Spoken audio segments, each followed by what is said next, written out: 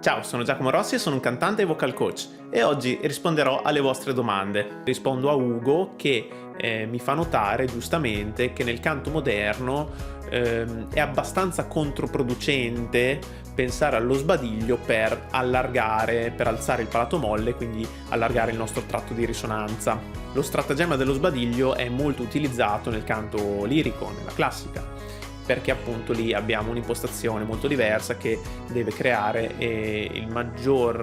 la maggior quantità di spazio possibile all'interno della nostra cavità orale. In effetti nel pop, nel rock, in questi generi moderni è molto più utile pensare al sorriso interno per creare quello spazio di risonanza, che però non deve essere eccessivamente ampio, perché se vado a creare anche spazio con lo sbadiglio vado a creare una cavità di risonanza molto molto ampia, che però non ci permette di mixare i nostri registri nel senso di mix inteso in senso moderno, per cui è molto più utile appunto pensare al sorriso, e talvolta è utile anche nasalizzare un pochettino, senza esagerare ovviamente, se possibile, però sì, un pochettino di nasalizzazione ci può aiutare per abbassare un po' il palato molle, quindi evitando che stia troppo sollevato, e in questo modo troviamo meglio anche la direzione del suono, che deve andare appunto in maschera, e scarica anche un po' il lavoro delle corde vocali, perché nasalizzando appunto si riduce la pressione sottoglottica sulle corde, quindi in realtà appunto facciamo un po' meno fatica. Il suono è più leggero, però tanto abbiamo il microfono rispetto invece al cantante lirico che deve creare più spazio possibile per poter amplificare il suo suono da solo. Noi abbiamo il microfono, quindi possiamo usare un suono molto leggero ed è il microfono che poi ci amplifica. Ci sono cantanti che nasalizzano tanto, per esempio pensiamo a Stevie Wonder, per esempio, no? Non lo so, quando fa And though you don't believe that they do come true. All that my dreams come true when I look at you. Va proprio a portare il suono nel naso per fare meno fatica, molto probabilmente, e trovare anche una stabilità migliore. Poi sono gusti, può piacere, può non piacere. Ramazzotti lo fa moltissimo, però anche in quel caso è una scelta assolutamente pensata, quando fa per esempio un angelo disteso al sole, praticamente mando il suono nel naso in questo modo, e così vado a creare tutta una serie di effetti anche stilistici molto interessanti e molto riconoscibili. Può piacere o non piacere, ma lui lo fa molto bene. Un altro che nasalizza molto è Klaus Meine degli Scorpions, anche in generi un pochino più rock sentiamo appunto questa nasalizzazione, per esempio quando fa Time, and it's time to win back your love again, I will be there, I will be there, e proprio qui è to win back your love again.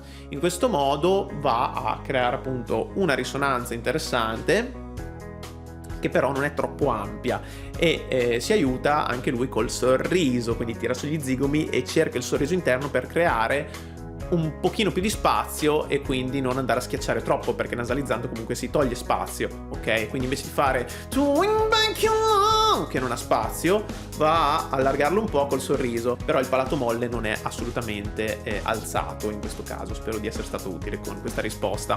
Tra l'altro più la nota è acuta, meno spazio ci serve, quindi è per questo che il palato molle non deve essere eccessivamente alzato se vogliamo mantenere una connessione tra i registri, altrimenti se vado ad alzare il palato succede il famoso flip tra M1 ed M2, quindi succederebbe to win back your love again. Si sentirebbe molto lo stacco, perché vado a cercare una posizione, un'impostazione molto più verticale, invece la devo cercare più orizzontale. To win back your love again, per esempio. Per rispondere alla domanda di Anna bisogna fare delle precisazioni. In primo luogo, in quel video in cui ho parlato della modifica delle vocali, in effetti ho un po' semplificato le cose, perché in realtà la situazione è un pochino più variabile, un pochino meno definita. Perché? Perché in realtà dipende dallo stile che vogliamo utilizzare quando cantiamo. Per esempio, se io sono un cantante soul, la mia vocale A tenderà molto di più verso la O. Per esempio, non lo so, mi viene in mente quella canzone dei Blue che dice "a chi mi dice", no? E non dice "a chi mi dice", dice ok? Anche perché appunto ha una pronuncia molto più inglese, quindi sarebbe "oh, chi mi dice". Quindi questo è un suono un pochino più R&B, un po' più soul. Invece, se lo voglio fare un po' più rock, dovrò andare a schiacciare un po' più la A e cercare uno spazio un pochino più orizzontale e meno rotondo. Per esempio, "oh, ah, chi mi dice, ah". Ok, questo qui è un suono un po' più roccheggiante, quindi dipende dallo stile, dipende da troppe cose. Non c'è un giusto o uno sbagliato, secondo me. Lo sbagliato subentra quando faccio fatica. Per esempio adesso lo sporco che ho fatto l'ho fatto apposta, quindi dall'esterno magari uno potrebbe dire ma lì ti sei affaticato, in realtà no. "Ah, chi mi dice", lo posso sporcare, "ah, chi mi dice", però non faccio fatica, non sicuramente più di quanto facessi nel fare "ah, chi mi dice", non faccio più fatica, non ne faccio di meno. Sono scelte, per cui non c'è una regola fissa quando andiamo a modificare le vocali. Sicuramente dobbiamo rispettare le posizioni delle vocali e allo stesso tempo dobbiamo in parte modificarle quando andiamo in acuto, perché è lì che subentrano i problemi, per appunto trovare uno spazio più adatto per fare quelle note più alte. Ovvio che le vocali più scomode di solito sono la I e la U, perché sono molto strette, soprattutto la I va a fare alzare la laringe, per cui dobbiamo trovare il giusto spazio. Sicuramente non possiamo salire facendo I, questo, perché sennò appunto non andiamo da nessuna parte. Invece secondo il mio parere è utile appunto portarla verso la E. I, però non è l'unico modo, posso anche schiacciarla un po' di più, l'importante è non far alzare troppo la laringe e non schiacciarla troppo. Quindi dipende. Stessa cosa con la U, al contrario, perché la U mi fa sprofondare la laringe verso il basso e se io la tengo troppo bassa, a un certo punto poi non riuscirò ad andare in voce mista. Per rispondere alla domanda di Anna relativa alla vocale E, anche in questo caso appunto dipende. Se voglio un suono di questo tipo, devo appoggiarmi meglio alla vocale E, intesa come E chiusa, e quindi cerco più lo spazio interno. Se invece la voglio aprire un po' di più e cercare più la punta, dovrò fare una E aperta e quindi tenderò verso la A. E quindi in questo caso diventerà E. Quindi dipende sempre dal suono che vogliamo.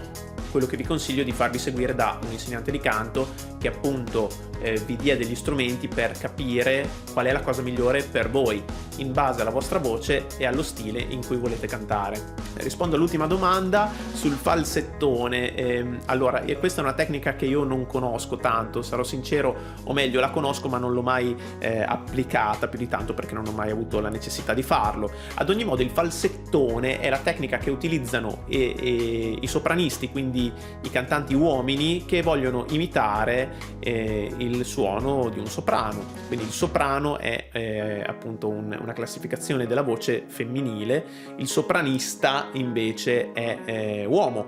Però i sopranisti, quelli bravi, hanno un suono, riescono a riprodurre un suono molto molto simile a quello di un soprano.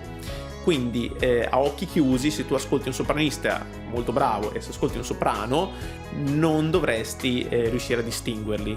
In realtà non sarà mai lo stesso suono, perché appunto il tipo di tecnica e le corde vocali che ha un uomo che ha una donna sono molto molto diverse. Però praticamente cosa fa il sopranista? Va a creare spazio di risonanza per amplificare e quindi rinforzare alcuni armonici.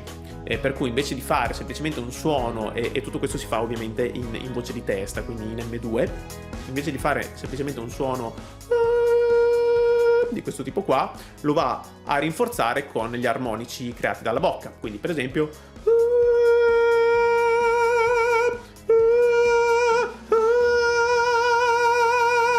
questo modo sentite che il suono diventa più voluminoso, diventa molto più potente ed è un suono che può tranquillamente andare verso l'acuto, e infatti il sopranista canta molto in acuto, quindi per esempio